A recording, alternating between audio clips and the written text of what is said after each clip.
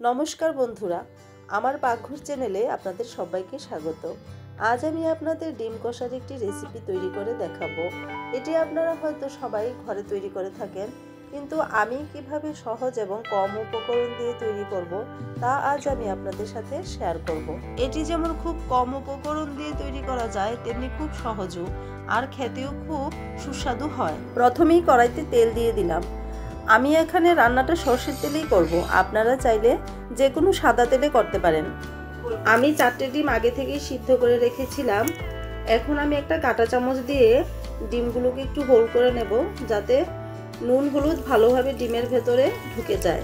তেল গরম হয়ে গেছে, ডিমগুলোকে হালকা করে ভেজে নেব। খুব বেশি ভাজার প্রয়োজন নেই, ডিম বেশি ভাজলে ডিমের স্বাদ নষ্ট হয়ে যাবে, তাই আমি ডিমগুলোকে বেশি ভাজবো না।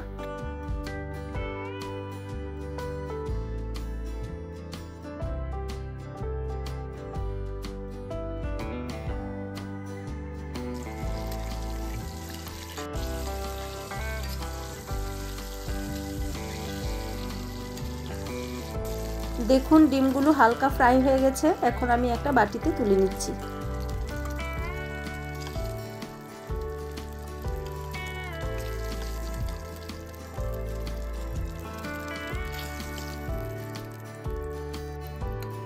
এখন আমি এই তেলের মধ্যেই আর একটু তেল অ্যাড করে দিচ্ছি। তারপর আমি একে একে ফোড়নে দিয়ে দেবো একটু তেজপাতা আর কুচনো পেঁয়াজ। পেঁয়াজ আর তেজপাতাটা আমি হালকা করে একটু ভেজে নেব, খুব বেশি ভাজার প্রয়োজন নেই। পেঁয়াজ একটু নরম হয়ে গেলে আমি একে একে বাকি মশলাগুলিও দিয়ে দেব।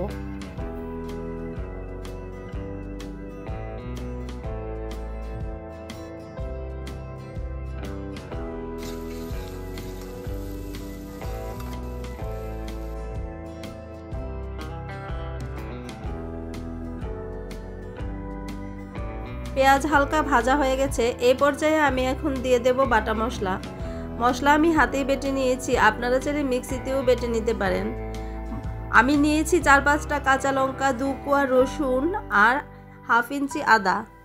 আর গুঁড়ো মশলার মধ্যে আমি নিয়েছি কাশ্মীরি লঙ্কার গুঁড়ো, হলুদ গুঁড়ো আর অল্প ধনে গুঁড়ো আর স্বাদ মতো নুন দিয়ে দিয়েছি। মশলা আমি ভালো করে কষিয়ে নেব। মশলা আমার কষা হয়ে গেলে এর মধ্যে আমি দিয়ে দেব একটা কুচানো টমেটো কুচি দিয়ে মশলাটা আমি ভালো করে কষিয়ে নেব। আমার মশলা কষা হয়ে গেলে তারপর আমি এতে হালকা গরম জল অ্যাড করে দেব।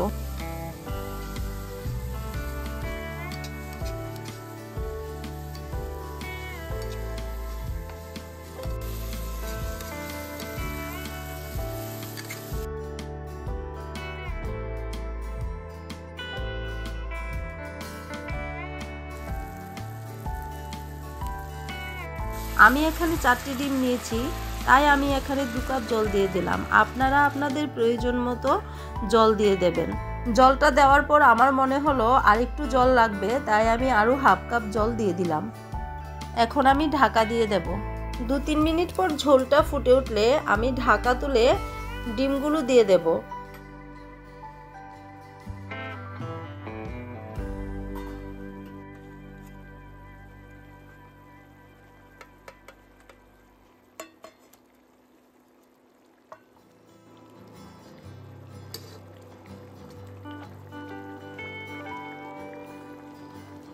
তারপর আমি আবার কিছুক্ষণ ঢাকা দিয়ে রাখবো। আমার ডিম কষা প্রায় হয়েই গেছে। এখন আমি ঢাকা তুলে হাফ চা চামচ গরম মশলা দিয়ে দেব।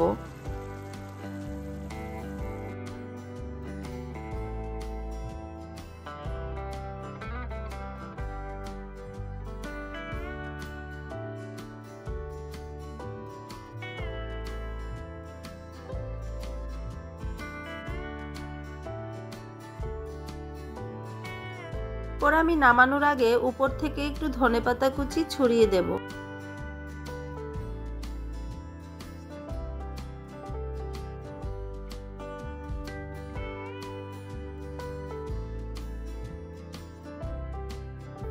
আমার এই ডিম কষা একদম তৈরি।